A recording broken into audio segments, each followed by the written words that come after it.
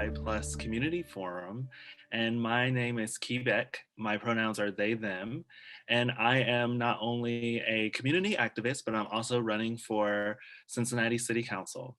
And so we are honored today to have with us a couple of guests who are working in varying fields, from homelessness all the way to looking at things around housing, looking at things around intersectionality and other kind of issues or concerns that are facing LGBTQ folks.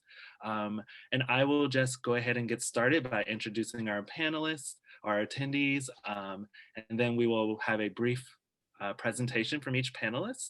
And then afterwards, if we have time, we might have time to ask a couple of questions. And so let me just go ahead and introduce our guests.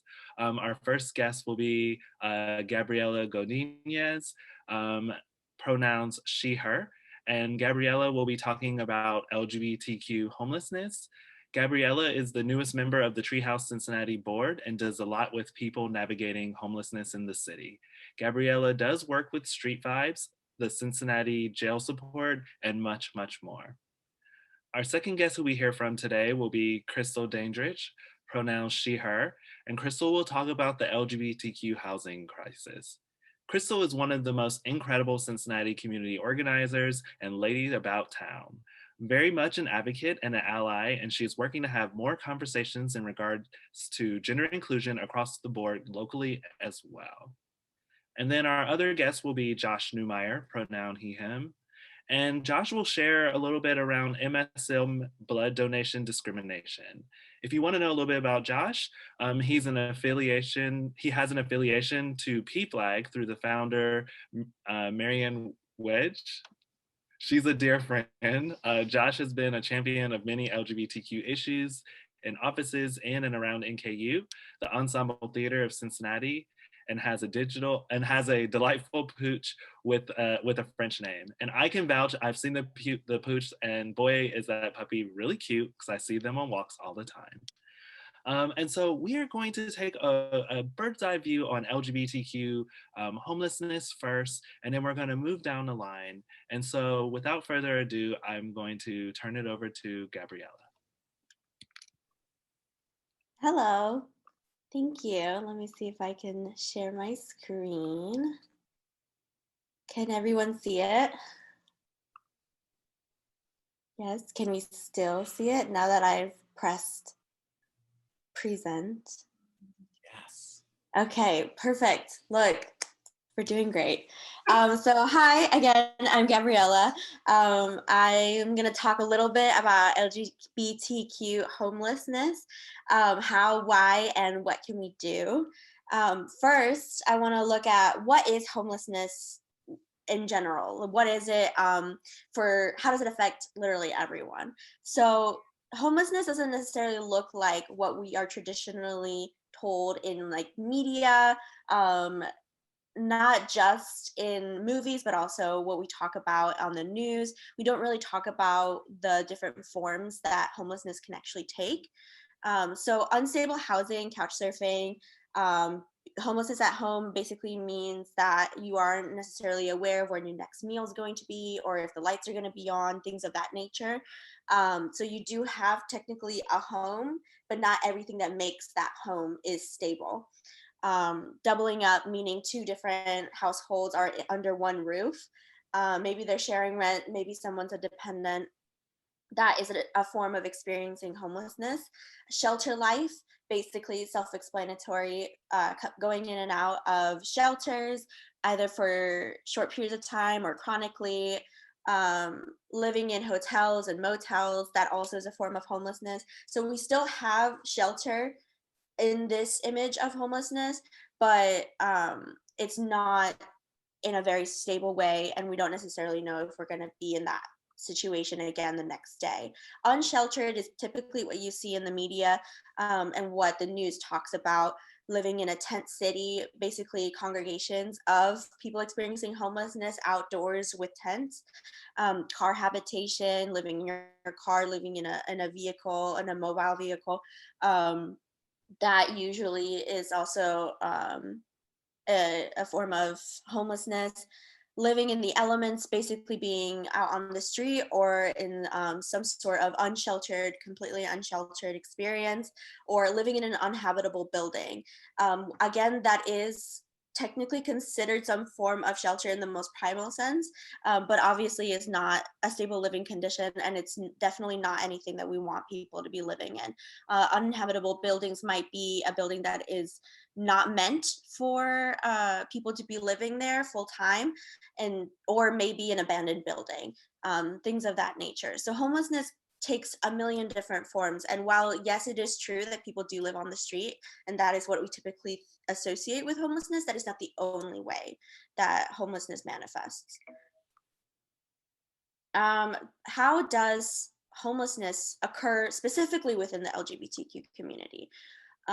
We talk a lot about the intersections here at TreeHouse. We talk a lot about how you can't really take one issue without talking about other issues. So the issue of homelessness affects people across race, across gender, and across the LGBTQ community. Beginning in youth, typically homelessness will affect LGBTQ youth at disproportionate rates.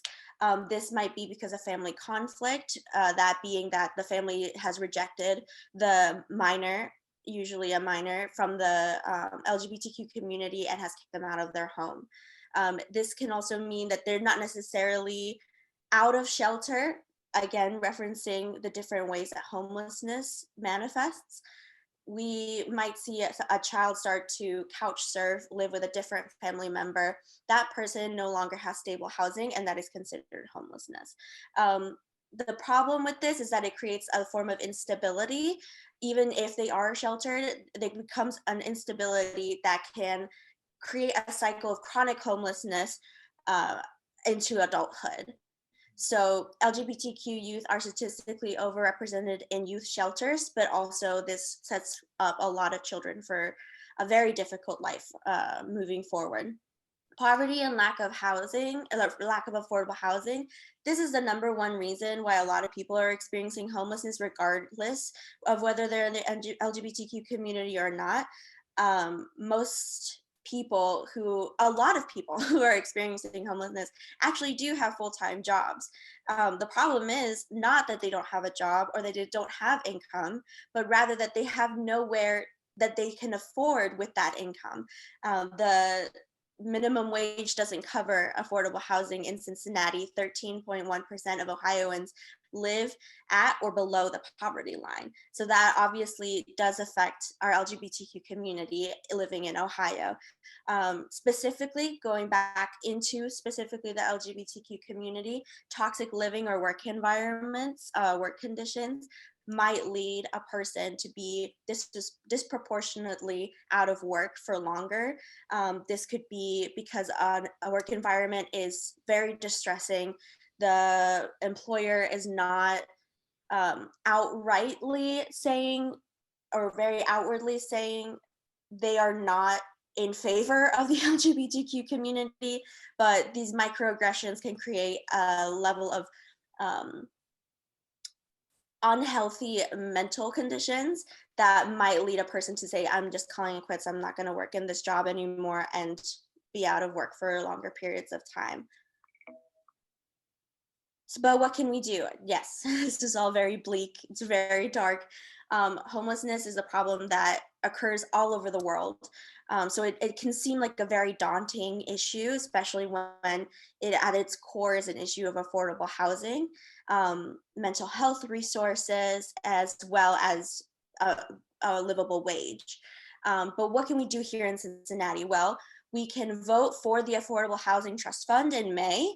It is officially going to be on the ballot, I believe.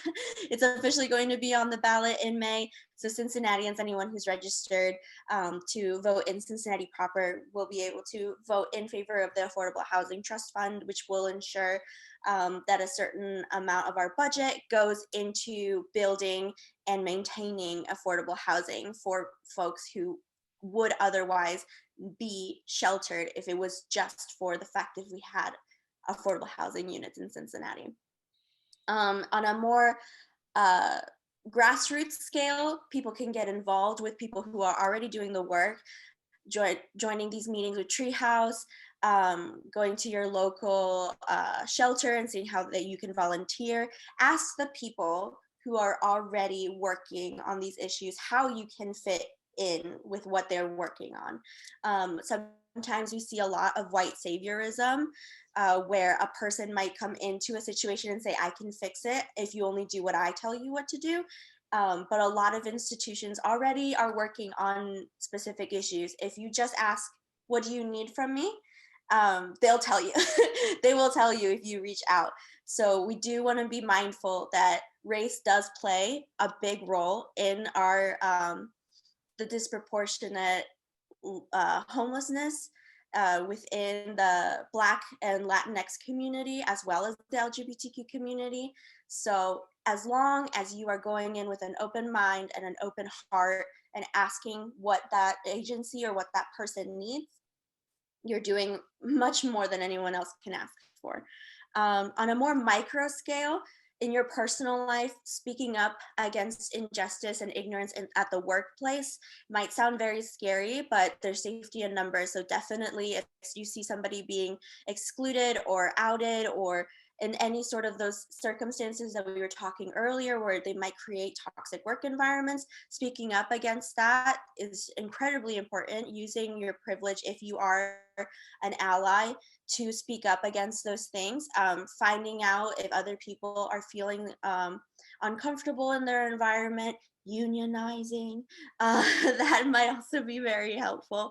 At home, when you hear things that might perpetuate negative stereotypes about LGBTQ people, or really any minority in the United States, you should definitely be saying something, being like, oh, I don't really know where you got that from. My favorite thing to say is, I'm going to need you to cite your sources on that one. And people usually are like, oh, I don't, oh, it was just a joke.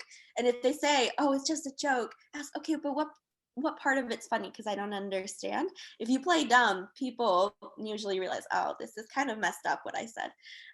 So obviously, don't do that if you feel like it could turn into a very hostile environment. Put your safety first, but also don't not say anything just because it's uncomfortable. It's incredibly uncomfortable when you have to call out people you love, and also realizing that you might love people who have, by lack of a better word, bigoted opinions. It's really important that we say, hi, I still love you, but you're wrong. And let's talk about that. Let's talk about why you feel this way, because that's not okay. The same in your social groups, maybe not in your family specifically. Maybe your family has got it going on. They're aware, they're on it, they're reading the literature, but maybe your social groups aren't doing so much. Integrate that into your conversations. Try to go see movies, try to do more lighthearted things. That's a great way of exposing your friends, because obviously, recreationally, the people in your life are there to support you, also in very serious moments of your life, but you would like to be there for them and fostering growth within them as well. And finally, let's say you are in a group of people and you're seeing somebody be actively silenced. Tell everyone to shut up. Tell everyone, wait a second, this person's trying to speak. Can we let them speak for a second? Can we hear what they actually have to say? Not just shut up and let them say whatever, but actively listen. Amplify marginalized voices, whether that be in the workplace, at home, in a group setting, wherever. That is such a huge form of activism that is often overlooked because it's not the sexy way of activism where you're in the trenches and you're out protesting, but it's so important to amplify marginalized voices. If somebody is talking about their experience with homelessness and it doesn't fit what you might think, like, oh, you never lived on the street, do not reject their story or their experience. Definitely listen to them, definitely learn from them, learn from each other. And the best you can do is just ask, how can I help, if they want help? And if they don't want help, usually people just want to be heard. And that's good enough. So I can answer any questions. Key, if you thought of any questions. That's the end of my presentation. If anybody wants to follow what StreetVibes is doing, that is my main job, working at a street paper, which I love so much. I can also answer questions about street papers if that's something you're interested in. In June, June is Pride Month. Yes. In June, we do a special edition for Pride Month. So definitely be on the lookout for that. We do that every year since I took over the paper, which I love. This month is Women's History Month, March. So definitely look out for all the special editions. If anybody out there is interested in submitting their work, talking about their LGBTQ experience, their experience as a woman, their experience as a Black person, immigrant, etc., anybody who's considered a minority in the United States, feel free to talk about your experience with us and submit some articles.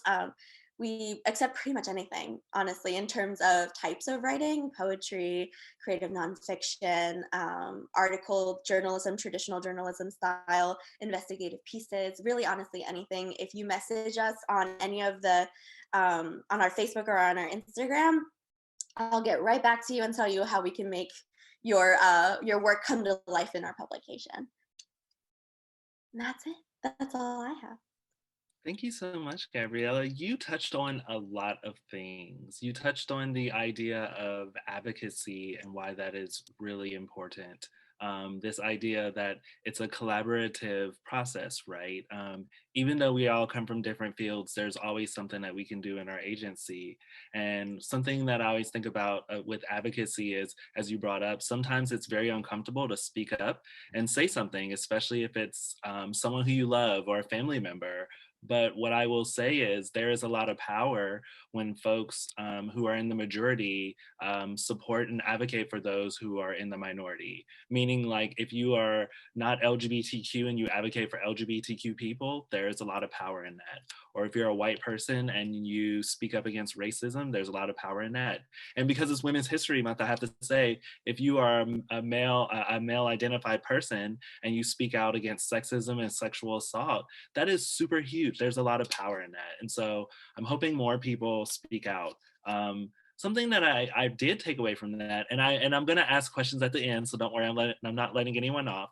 But something that I thought about that you talked about is this idea of these images or stereotypes of what we think is representative of people experiencing homelessness.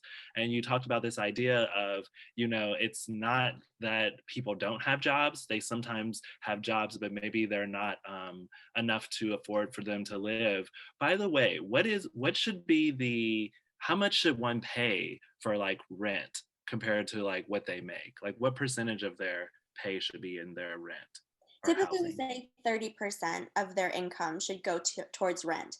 And I can tell you, I live quite okay, but I am definitely paying more than 30%. So it also changes according to how many children you have, who's dependent on you, if you're taking care of an elderly person. But typically, we say 30% of your income should be going only towards your housing. Yeah, thank you for that.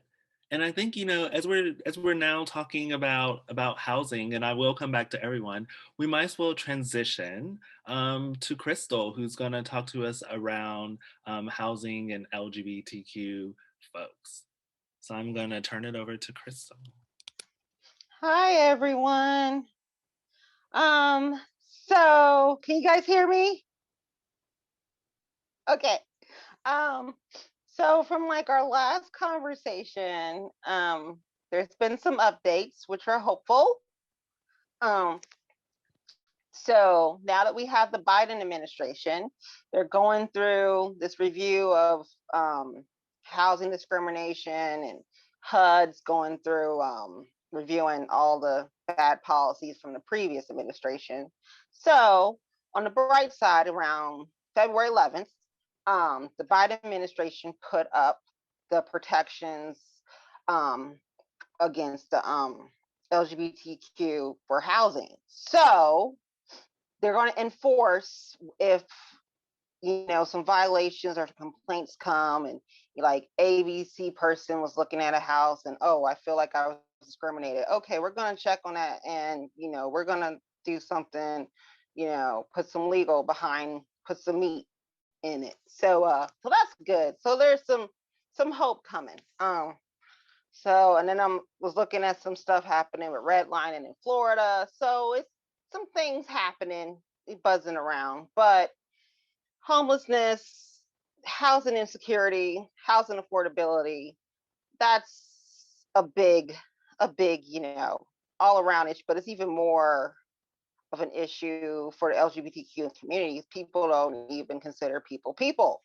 It's ridiculous. Like, I've talked to a few developers and I'm just like, seriously? Like, you're kind of okay. So there's a lot of work to do, and it's not easy, and you got to kind of bite your tongue sometimes because you want to say some things that are inappropriate that you're thinking in your head, and just like, don't say that in front of this person. You're trying to get something done. um but and then homelessness is like, it's not just being, oh, without a home. You could be couch surfing and be homeless, going from here, there, and there, or living in your car here, there, and there. So everyone always like puts like a stereotype of what homelessness looks like. It's like, that's not necessarily the case. Um, and then you have like families that are homeless and LGBTQ, which is a whole nother story.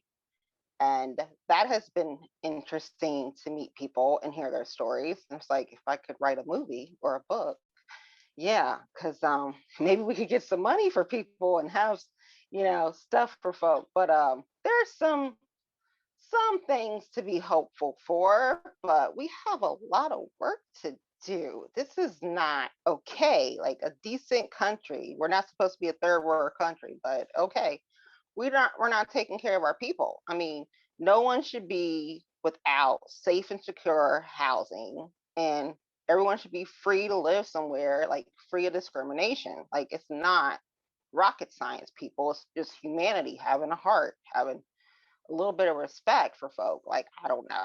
But, the beat goes on, must press on. And, organizations like this, and different homeless coalitions here in the city, and organizations like Cincy Street Vibes and PFLAG, like, there's a whole bunch, Caracal, like, there's a lot of organizations, we all get together, and love must win, like, a whole bunch of stuff. So we just gravitate, collaborate, and we'll get through it.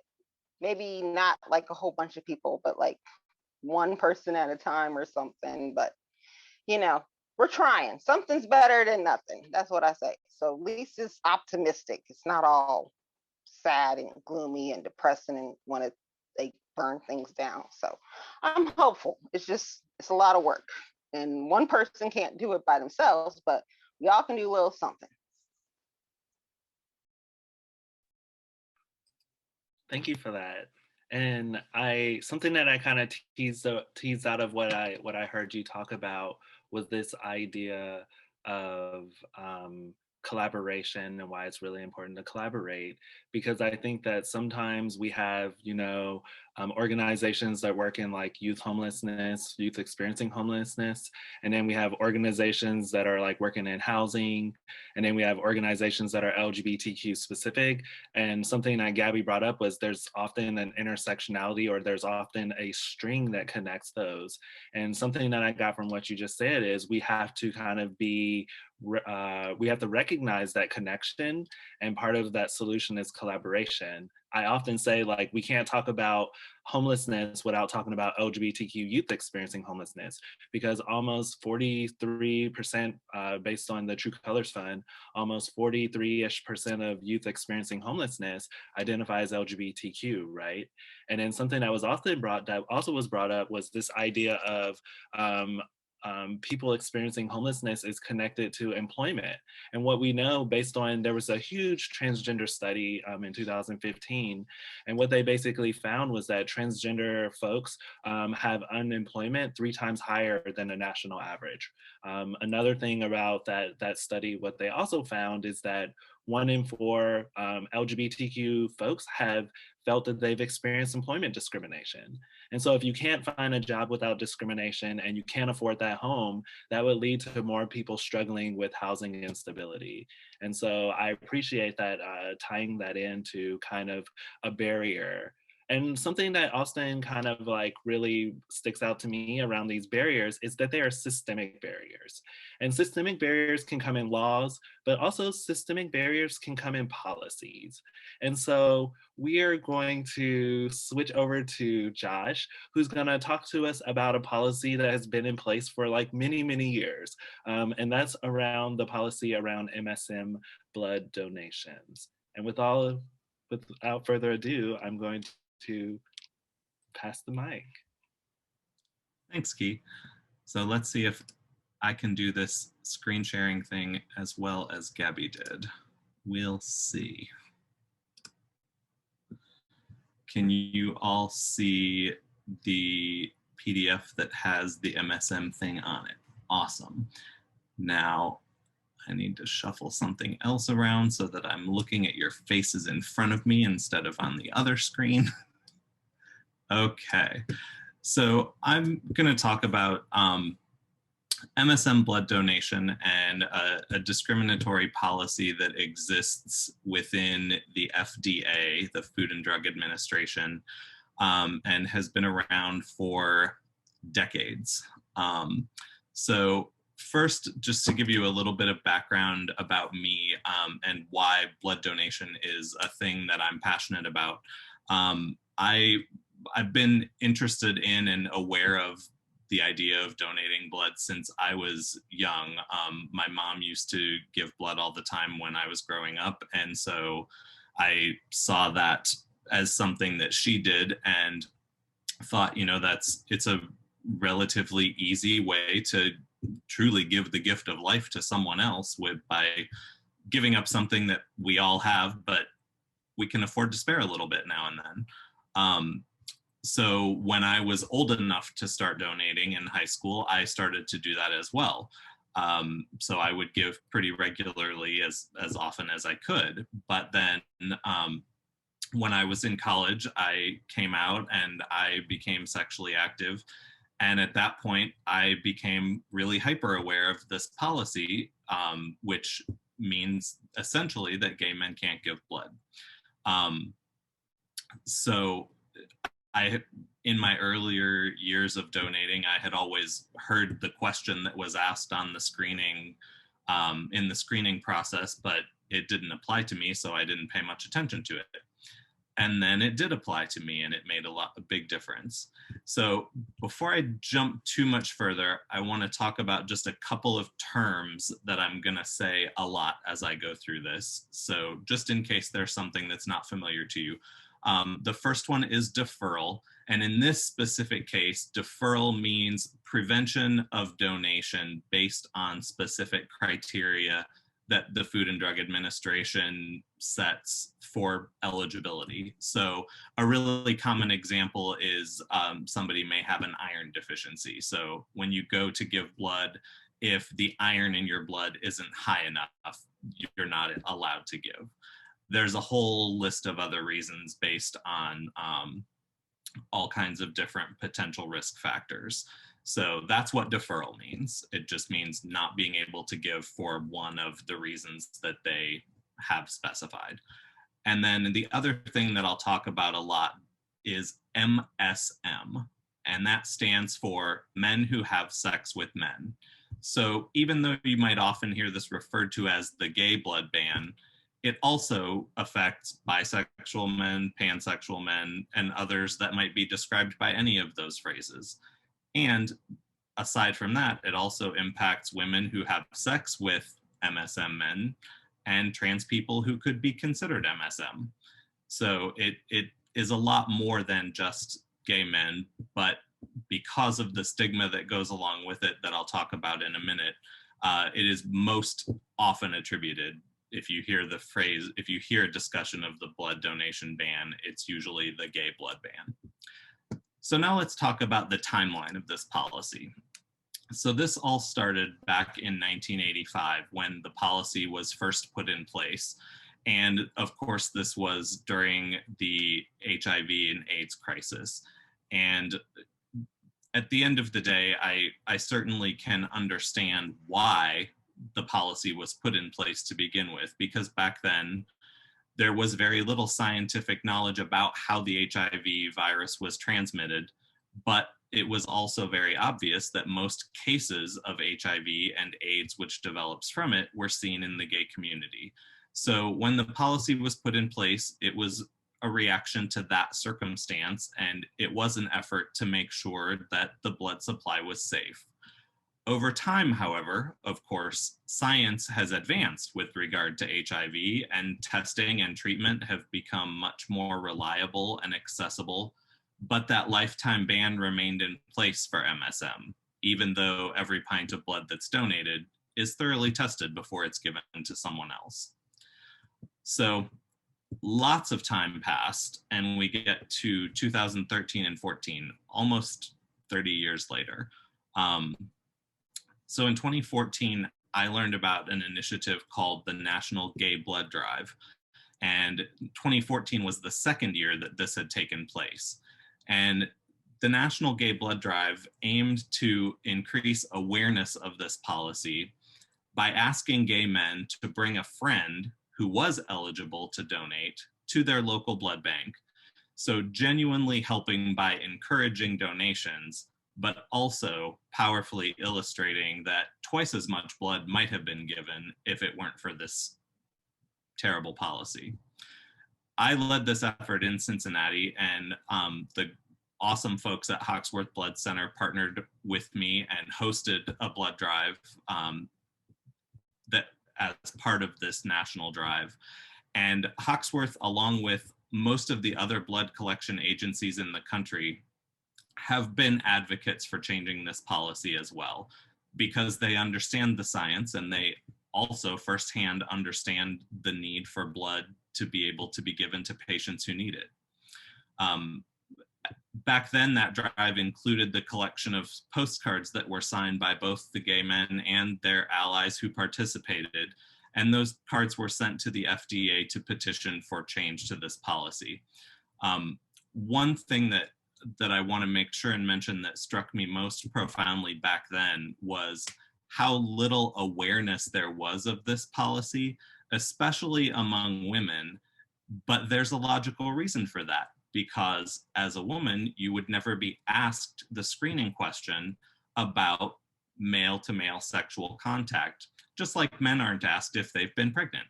So it was an interesting thing, just that illumination that there was so little awareness around this because of the stigma that was associated with it. I'm happy to say that thanks to that blood drive and a lot of other efforts, including it, but certainly not limited to it, in December of 2015, the FDA did reduce the deferral period. So it was no longer a lifetime ban, but it was 1 year, 12 months. Sounds like progress, and indeed, it certainly was, but in some ways, it also made the discriminatory nature of the policy even more obvious, because that meant only MSM who were abstinent for 12 months would be able to donate. It was still a time-based policy applied to an entire group of people rather than a policy based on risk factors of individual donors. So a little bit good, not good enough. Over time, more has happened. Of course, additional advocacy in the 5 years intervening has happened, but it really wasn't until the arrival of COVID-19 about a year ago now that the next step forward was made. The FDA realized that there was an extreme shortage of blood available, and so they shortened the deferral period again, this time reducing it to 3 months. That's right now similar to the policy that's in place in the United Kingdom. Again, it's progress, and maybe it's a little bit more practical for MSM who are less sexually active, but this change didn't remove the associated stigma, and it still fails to address the issue of risk-based assessments, which look at the difference in individuals' behaviors. For example, MSM who have multiple sexual partners, whether men or women, versus men who are in long-term monogamous relationships who are likely to have a pretty low risk, all in all. So we keep going and the work continues. The goal, of course, is an equitable screening process that would assess every individual donor based on the risk level of their personal behaviors. And this spans, like I said, a wide variety of things. Primarily where HIV is concerned, of course, because it's sexually transmitted, the concern is about sexual behavior, rather than making an assumption that's based on the fact that someone is a man and they happen to have sex with other men. That can happen very safely. And of course, over time, also, medicine has continued to improve, and people who do have HIV live very long and happy lives with the right kinds of treatment in place. And so it's a whole different world than it was back then, except for where this policy is concerned. So in the end, this is information that I just really wanted to share, again, primarily to create awareness, but there's also a few things I can offer as steps that each of us can take to help reduce this stigma and change this policy for good and for the better. So one thing that you can do is, if you are eligible and willing, donate blood. We're obviously still in the middle of this pandemic, and there is still a shortage of available blood for patients who need it desperately. So reach out to Hawksworth.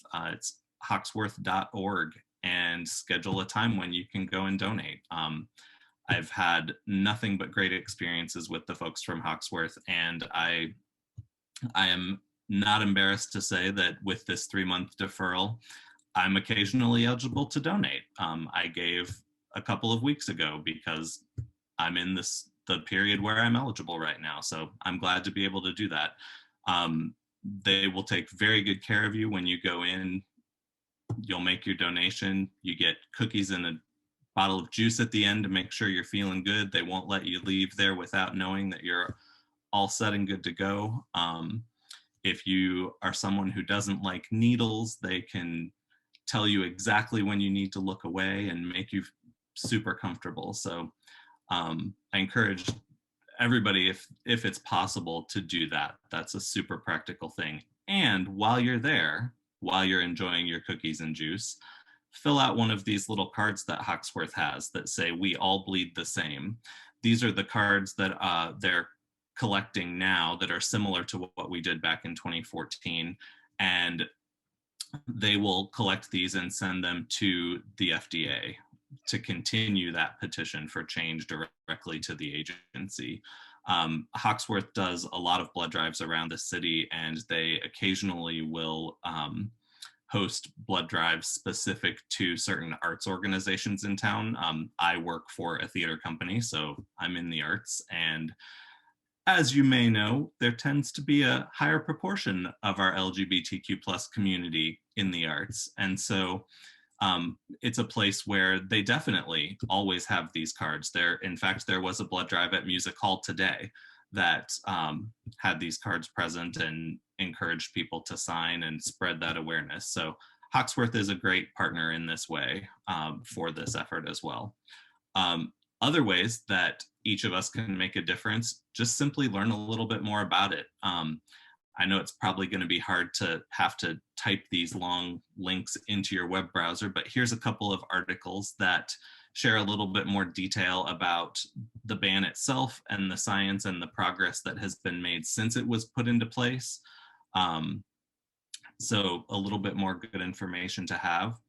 And then you can also contact the FDA directly. If you're not someone who can give blood, but you want to share your opinion about this situation, just go to their website and reach out through the contact page and let them know that you think this policy is not what it should be.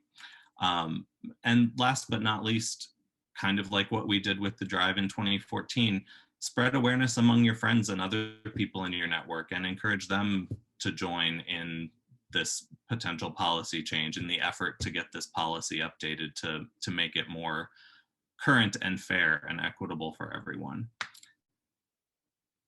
So that's that. Thank you so much. Thank you so much, Josh. I think, I always try to share my story about trying to get the doll, but I won't share it exactly. But what I will say is like for a lot of young people who are really interested in wanting to give blood, we want to do this, we want to help, we want to contribute, but there is this systemic kind of policy that doesn't allow us to do that. And I think something that you definitely pointed out that I think is important for us to think about is in this time of COVID, we especially need more folks donating blood. And if we are going to care about, folks who definitely could use said blood, then it is important that we kind of fight these policies and have an equitable policy. I think sometimes what I always tell people in the work that I do, people generally don't think about this, but policies are generally not value neutral. And so it's not like that we create policies like this just as an equitable way to create a policy. Generally, it's because there is some maybe fear, hesitation, maybe stereotypes, or something that is leading said policy. And you did a really good job of explaining how that can affect people.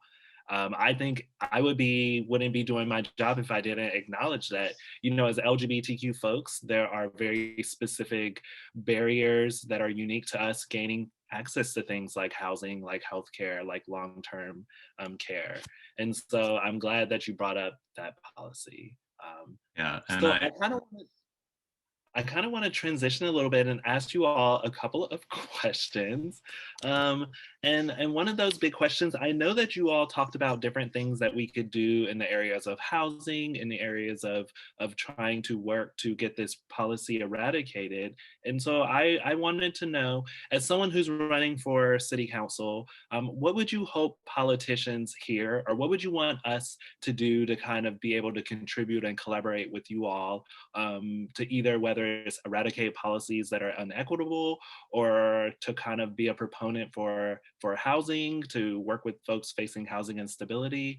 What kind of pointers or what would you like us to do? And feel free to choose your order.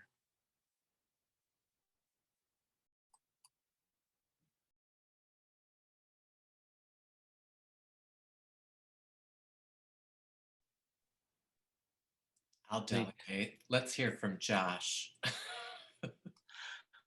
Well, I would say thinking about it from the local perspective, Key, there may not be a lot specifically other than encouraging awareness and participating in the kinds of things that I mentioned to really change this federal level policy. But I will also fully acknowledge that this is one teeny tiny piece of the overall general healthcare circumstances that LGBTQ plus folks face. And so there's always work that can be done at the local level, whether it's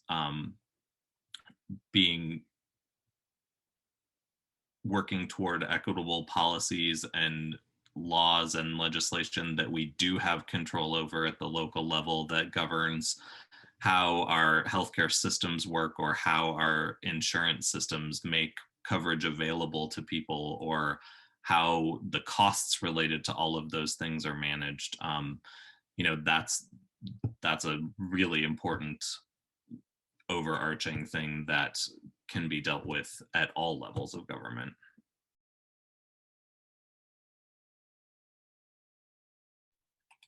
And then what about for housing?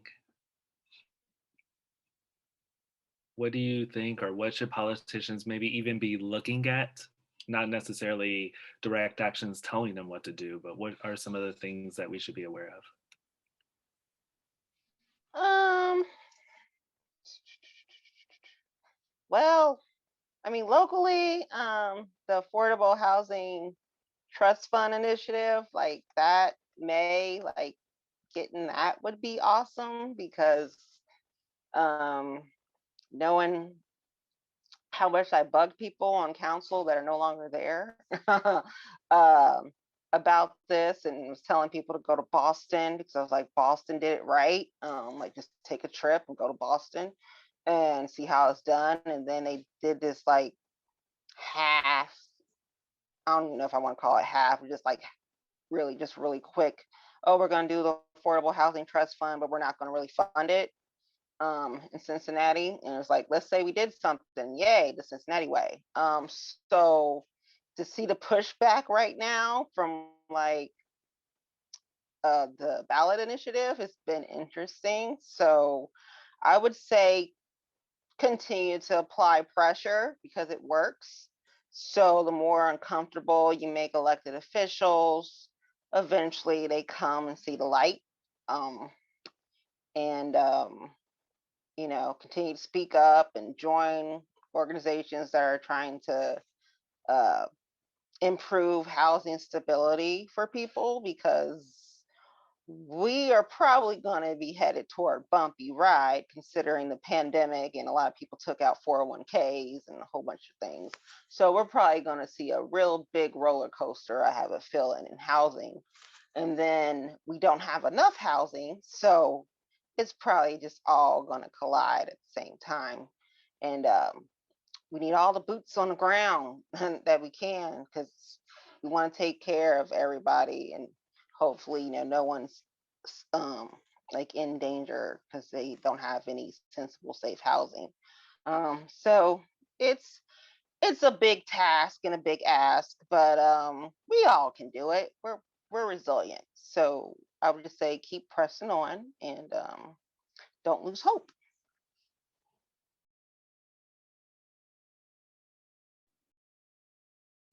And I would just add, in terms of what our local politicians can do, is actually read the policies that the people are advocating for.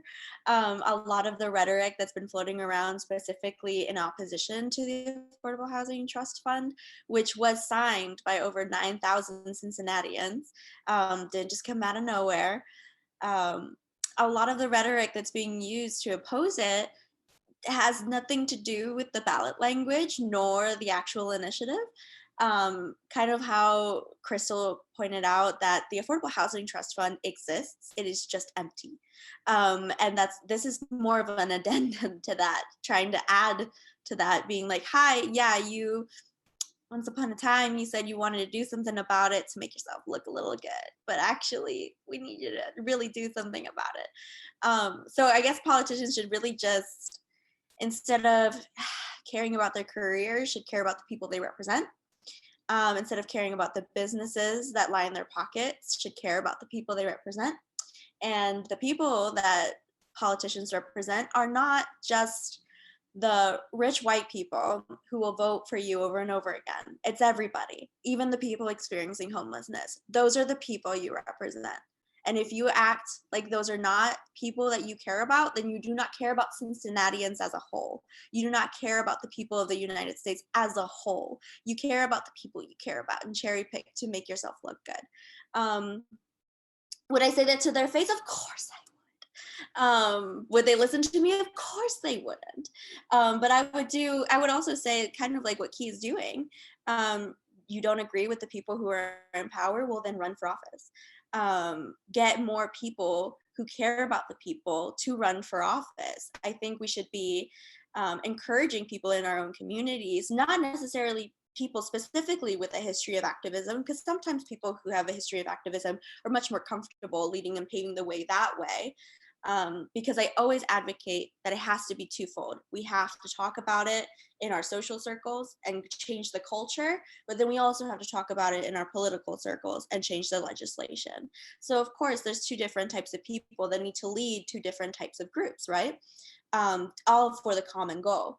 But I think that if somebody's very interested in running for office, who has good ideas, who's willing to listen, who doesn't have an ego of, I know what's right and nobody else can tell me what's wrong, well then push those people who don't have that ego or that perspective and be like, I believe in you and let me see how we can do this together, because campaigns don't happen on their own, you know? People always have to work together. And echoing what Crystal's saying as well, of like not losing hope. I know a lot of times people go into politics very hopeful and very like, I'm going to be different. And then they figure out that the system might not be able to be changed from the inside. So I think collaborating a lot with other organizations that aren't political organizations, or I guess would be considered politically inclined, but not literally political, organizations that are working and advocating for minority groups, working together for that common goal, for that common good of the people. That's all you can really ask for, because I cannot ask any one person to fix everything, and I think a lot of times we look to our politicians to be these beautifully polished people, and the second that they make a mistake, even though we believed in them so much, if they make a mistake or they don't back a policy the right way that we wanted, we cancel them altogether instead of looking at them as human beings. Don't give up on the people that you've supported. Make sure that your voice is being heard and say, hey, you messed up on this section or whatever, but I would like for us to move forward and for you to rectify that. I think understanding that people are complex and that nobody should be idolized. Everybody's just, I don't really like the term icon or idolizing any person. I think anybody's a teacher, but definitely not putting anyone on a pedestal. And I think a lot of times politicians put themselves on that pedestal just by the nature of the system. It might not even be their own fault. It might just be that that's what the system did to them. But I think keeping everyone accountable from all ends is the most important thing that we can do, and keeping your own people in check as well. Once you are a politician, being like the impersonal you. I'm not talking about our host, the impersonal you, because we all know what happened in Cincinnati, and you cannot tell me that all of a sudden the FBI knew things that your colleagues didn't know. You know what I mean? So, speaking up about what's right, understanding that people you love might be wrong. I think life is complex and humans are complex, and there's nothing specific, which is why I went on a rant. There's nothing specific that I could tell any one politician, but all of the above. Yeah, and honestly, the only thing I would add to that is learn how to use Twitter, because I was not a Twitter person and I didn't realize how much I needed to know about Twitter until I started running for office. But one thing I will point out is you talked about this, and as we're heading towards that home stretch, you talked about this idea of accountability, which I think is super important. I often say that, the job of politicians, of leaders, of community activists, it's not to kind of force folks who are maybe apathetic or not in the system. Maybe they don't have a place at the table, for example. It's not important to kind of like make them. It's about yielding space, but it's also about meeting them where they are, right?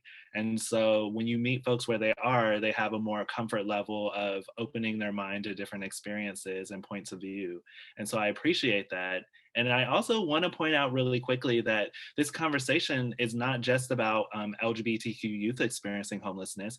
It's about LGBTQ people throughout the lifespan experiencing homelessness. And people may not realize this, but this is literally one of the first out generations of elder, I call them elder queers, but elderly LGBTQ folks. Like, we've not had this generation. And so we need to realize that folks who are older than myself and some of us on this panel are those folks who are fighting and experiencing homelessness as well, right? So this is happening to young people as young as 9 years old who are doing that couch surfing that you all talked about, families staying in hotels, all the way to those older folks, And so I think it's really important that as we're having this conversation, we acknowledge that, LGBTQ folks that are older are at a higher risk of social isolation, and they're at a higher risk of losing familiar support. And so it's more important than ever that we kind of collaborate on working towards, bringing equity to the situation. The last thing I want to say is I think this is a really important conversation, and I hope that this isn't the last time that we have this conversation. I feel that oftentimes, we do not get together and talk about the issues that affect us personally as LGBTQ folks. I almost feel like we're expected to be like these silent martyrs almost, where it's like you're supposed to take the pain and you're supposed to turn that pain into art, right? But the reality of the situation is that we are also people, right? We face barriers, we face homelessness, we face hunger, we face poverty at higher rates, I might add. LGBTQ people are at higher rates of poverty, specifically if you're an LGBTQ person of color, specifically if you're a trans woman of color. You have, I think it's non-trans women have not hired in a job. And so it's really important to realize that some of these barriers are very specific to us being LGBTQ. Now, I just wanted to give everyone like a 1 minute opportunity to have any closing remarks that you may want to share. And this can be on any topic that you want, or it could just be your swan song, if you will. But I want to give each of you 1 minute, starting with Gabriella, moving to Crystal, and then to Josh, to go ahead and if you have 1 minute that you want to share anything else with the audience. I guess I would just say that you and your voice is incredibly powerful, regardless of what anyone's ever told you, and that your experience is incredibly important to share and to archive and to amplify, regardless of your experience, and that all these minority groups that we're talking about are the majority when you put them all together. And so if we're not working and advocating for each other, then what are we doing? So just because you're a minority doesn't mean that you might not have some biases that you need to figure out as well. So love yourself, be kind to yourself, recognize when you're making mistakes, and advocate for the people around you. Okay, that was great. I like conversations like this. This is good. Just, stay in like a positive mindset and continue to apply pressure to elected officials because it works. Bugging in works. Hosting them on podcasts, changing their names for legal purposes, it works. So I'm just saying, apply pressure to politicians because you can affect change in big ways. And keep speaking up when you see wrong being done to folk, because there's a lot of wrong being done to folk right now. But there's hope. There's hope. So just keep pushing. And this work is not easy. So always, protect your, mental health and your physical, and, get some sun, remember to breathe, get some exercise, whatever way that is, and drink water, stay hydrated.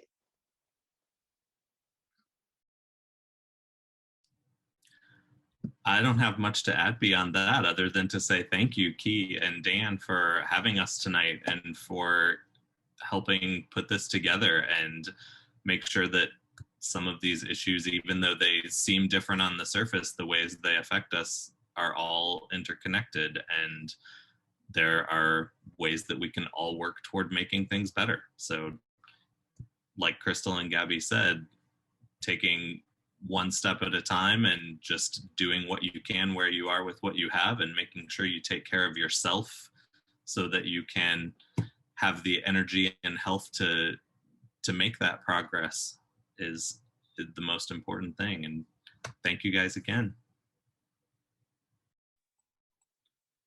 Yes, I really appreciate having this conversation.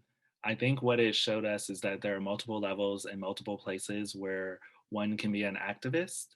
I think it's also really important to acknowledge, as you all pointed out, that you can use your voice because your voice has power. And I think that it's really important that we all not rest in this silo of thinking we have our own problems, so that's all that we should solve. I often give the analogy or the metaphor, if you will, of the ripple effect, which I say that much of the activism that I do or that I support, it's about starting small. It's about starting with your family members, your friends. And then once you start with your family members and your friends, you have them spread that to someone else, maybe a neighbor. And then you build up from that neighbor to being part of the community council. And you move from the community council to arts organizations. And the idea is that you build that ripple out more and more, because then it breaks it up into smaller steps.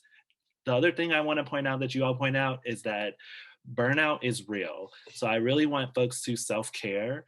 You cannot push all the time. And that's the good thing about collaboration, is it allows some people to take a rest while other people continue the fight. And that way we always have boots on the ground. And in the words of my, I won't say my icon, but I will say my matriarch role model, Fannie Lou Hamer, she always talks about how we're not free until we're all free. And so I think it's really important that we acknowledge that this is a mission that we all should be on. And hopefully this is just one of the starting points of said mission. I want to thank everyone for being in here today. I also am going to take some time to thank our signer, Jeffrey Johnson, for being here. I think that it is super important that we try to reach people as many modes of communication as possible. And so we are very, very, very, very excited and happy to have someone here to sign for us. On that note, I am going to say good night. And hopefully you'll tune in to TreeHouse for all our other programmatic programs that will be coming up. So I want to say thank you and have a great night.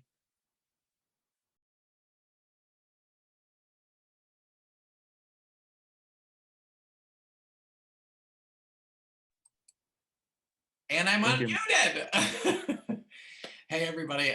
My name is Dan. My pronouns are he, she, they. Some people also know me as a glitter clown by the name of Sparkle Lee. And in one of the programs that I do, Storytime with Sparkle, we do a lot of LGBTQ family activities. So right now, I would like to encourage everybody to take your hand up like this. Everybody on the panel, you have to follow too. Everybody else take your other hand like this and shake them. This is applause within the deaf community. This is applause. So if you didn't know that, now you know. I am applauding again for Jeffrey being here. And we do have one more speaker who's going to actually be at the very, very end. We're going to work to get that translated as well. It might not be. But I would like for Key to be able to introduce Charlie as well. And we're going to get Charlie involved in the conversation. So Key, go ahead. Just do the intro.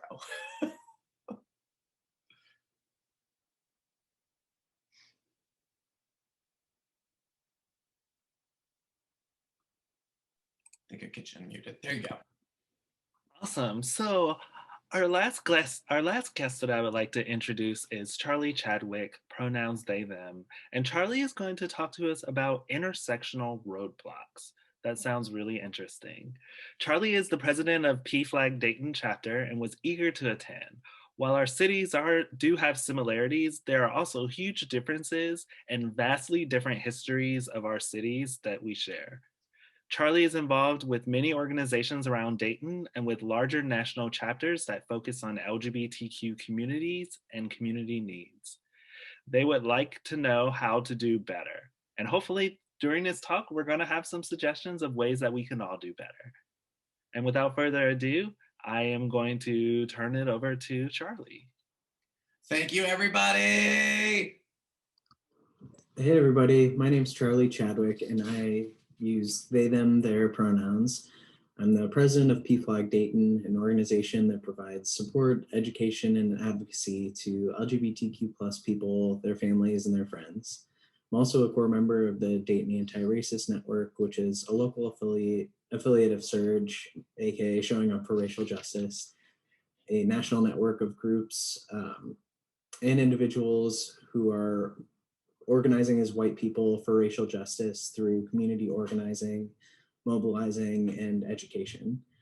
I'm also a member of Black and Pink Southwest Ohio, a prison abolition group that supports LGBTQ plus people who are incarcerated. Dan asked me to speak on this panel today to talk specifically about my experience working with PFLAG and the experience of reshifting and rebuilding our chapter to be more intersectional. I first became involved in PFLAG when I was 15 years old and first came out to my parents that I was a lesbian. They went and, specifically my mom sought the support and guidance from PFLAG Dayton. And that was just an invaluable resource for her to be able to talk to other parents of LGBTQ plus young people about kind of their hard lessons learned, things they wish they had said to their children. And through that, she became, my biggest advocate and my biggest supporter. She became pretty involved with the PFLAG Dayton chapter for several years, but then, had to step back for various reasons and then got re-engaged about 10 years later when I came out to her as trans. So again, this was just this really invaluable resource for her. And I was lucky enough that last year I was the vice president while she was the president. And, this year she's going to stay involved while I'm here serving my term as presidency. And, words can't really describe how meaningful being able to do this work has been to both of us. So PFLAG definitely has a special place in my heart personally for that reason. PFLAG was first created in 1972 when Jean Manford marched with her son in what would later be known as New York City's Pride Parade. So after, a lot of young gay and lesbian people kind of ran up to her and started begging her to talk to their parents, she decided to start a support group. So providing mutual support for parents who are trying to figure out how to best support their LGBTQ plus children. So I guess it started as an LG specifically organization, and then slowly added the B, and then took a while to have trans folks be a central focus. But since then, especially now realizing that young people are identifying in so much more fluid and gender expansive ways, supporting trans young people has absolutely become a focus of PFLAG's mission. So with all that being said, I think 50 years later, we can really critique kind of where people were at that time, how these conversations were being had, and reflect on how the foundation of PFLAG was built to support predominantly white women who lived in suburban areas, who had the ability to, have very flexible work schedules and have these, conversations. So it was an organization that was, the foundation was very much built on whiteness and class privilege. So now that, Dan and I actually met at the PFLAG National Conference a couple of years ago, and as a national organization, there's been a major shift to try to rebuild that foundation. And I've recently been working on remodeling my house, so foundation work is by far the hardest and most expensive project. And I would say that's tracks with movement building too. It is very hard to recreate a group with the values that you have once it's already been established. But it is not impossible. So over this last year, we've been spending a lot of time trying to, take some time to really deeply reflect on what are our values, what do we hope to be, having really hard and honest conversations about our role in the community, where our shortcomings have been, how we are unintentionally causing harm. And, those have been difficult conversations, but they've been important, and they've helped guide us to, I think, a stronger place. And these conversations are ongoing. They are certainly, nowhere near being done. But they're happening, and it's exciting. And, for some of these folks who are on the PFLAG board in Dayton, this is, their first time really having these conversations. So that's another big learning curve, is we're all coming to this space with very different experiences, very different levels of understanding on social justice, on movement building. So, it's been hard but important internal work for us to be doing. So I often joke that every single lesson I have learned the hardest way possible, and that is absolutely true when it comes to organizing.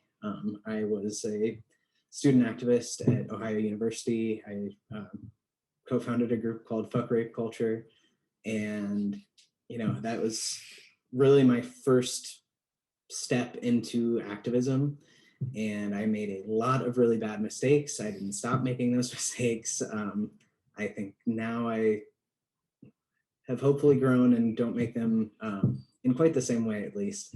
But those things were really important missteps for me to learn and to grow. And as an organizer, as someone who is involved in anti-racist work, who's involved in prison abolition work. And so I wanted to talk a little bit about, kind of as I'm now navigating this work within PFLAG as well, kind of 5 major takeaways that I've had in the last 10 years of organizing.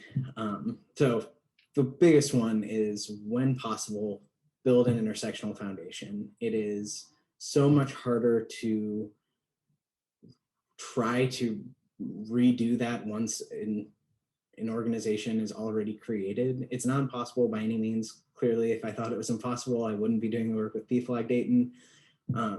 But it is, entering these projects with intentionality is really important. And also recognizing that, before you start something, you should really be asking the community if that is something that already exists, and then figuring out ways to support the work that they're already doing versus reinventing the wheel or making assumptions about what people in the community's needs are.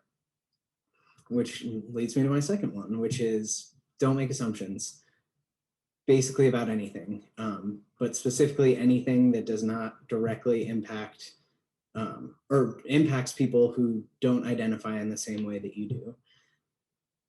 Or really, even people who do identify the same way you do. So, I don't make assumptions about the needs of all trans folks, just as I would not make the assumptions about what, women of color who have experienced or who have been incarcerated in Dayton, what they need.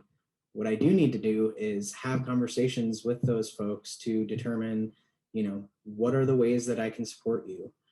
Do you, so I think a good example is the relationship the Dayton Anti-Racist Network has with a group called Ohio Families Unite Against Police Brutality.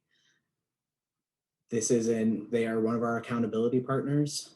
So, the work that we do, we are accountable to them. We are accountable to many other groups in our region doing anti-racist work.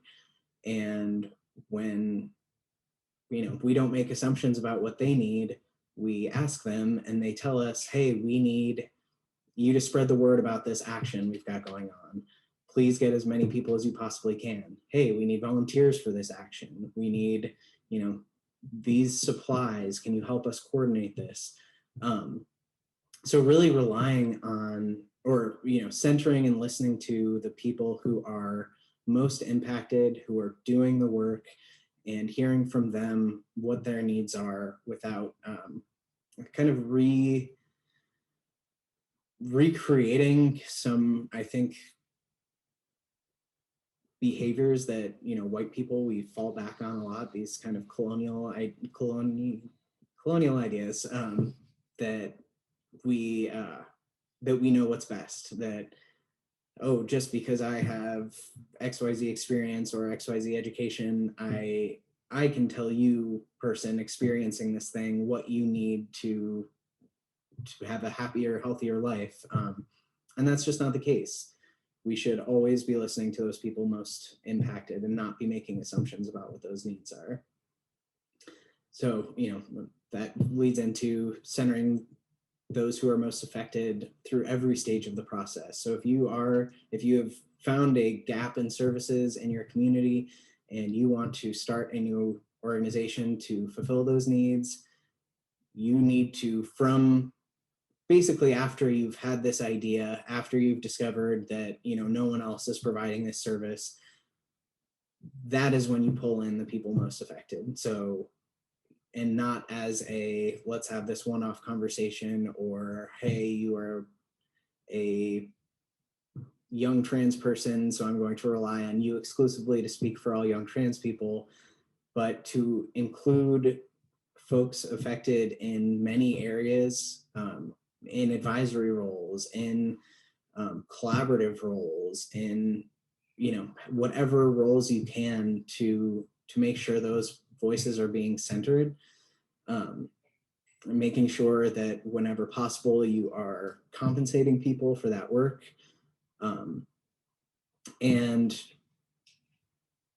making sure that that you are getting a lot of different perspectives, because even if everyone doesn't agree on certain elements of the mission or the vision, those difficult constructive conversations are going to be what gets you just a much better foundation. And it's, again, always easier to do that hard work straight out of the gate.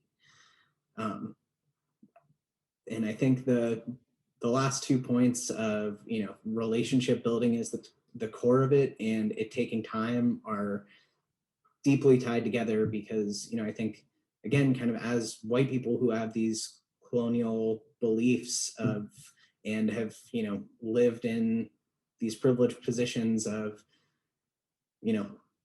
basically whatever I want I have access to.